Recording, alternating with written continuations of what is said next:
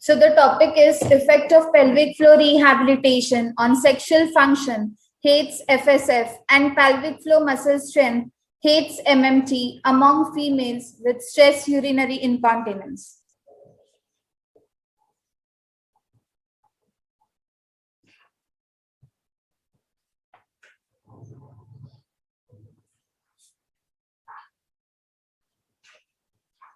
Introduction. Urine leakage is very common but not normal.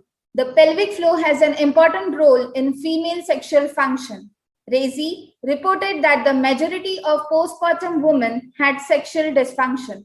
There is an agreement in many studies that pelvic floor muscle training is a first-line treatment of pelvic floor dysfunction, and pelvic floor muscle training can prevent postpartum pelvic muscle impair and sexual dysfunction.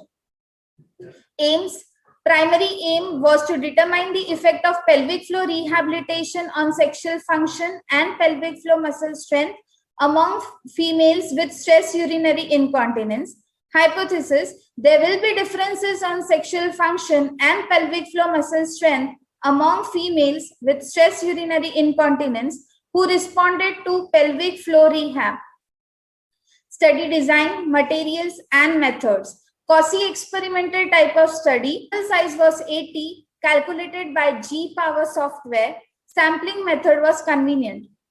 Outcome measures. It was taken at first day of assessment and after 6 weeks of treatment.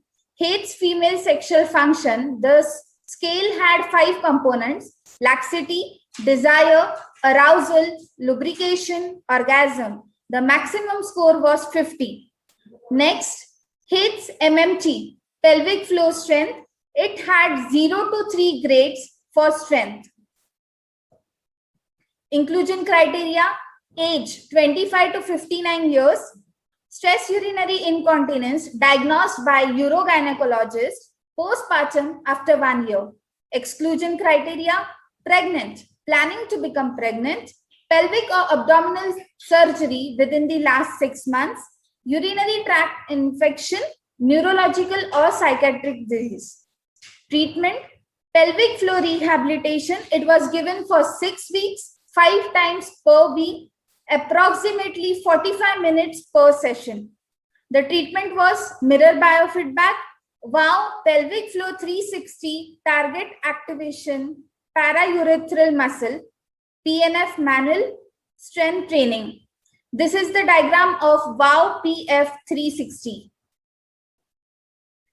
Results: pair t-test was used, and as you can see, the p-value was less than 0.001 for MMT, so it was extremely significant. Same as FSF, the p-value was less than 0.001, extremely significant. Interpretation: significant difference is observed between pre and post treatment values of Het'S MMT and Het'S Fsf. So this was the flow chart. Subjects were screened, number was 100. Subject fulfilling the inclusion and exclusion criteria, number was 80. Written consent and baseline data was collected.